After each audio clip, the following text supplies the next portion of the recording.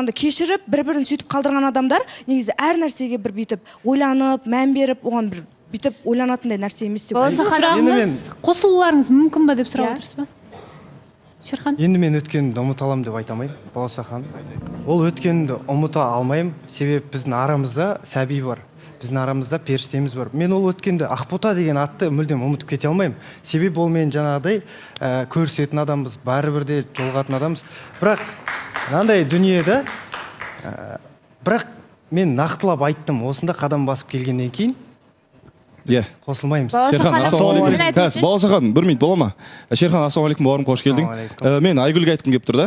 Просто Айгүл, мынандай нәрсе. Сен ел алдында үйленбегеннен кейін, сен ондай нәрсені түсінбейсің да. Сенің әрбір жүрген іс қимылың, жалпы балаң, үйіңдегі ыдыс аяғың бүкіл әңгіме болады да. Сол үшін ол қазір Шерханға өте қатты ауыр тақырып. Бұл қозғағысы келмейді, әр ортаға келеді.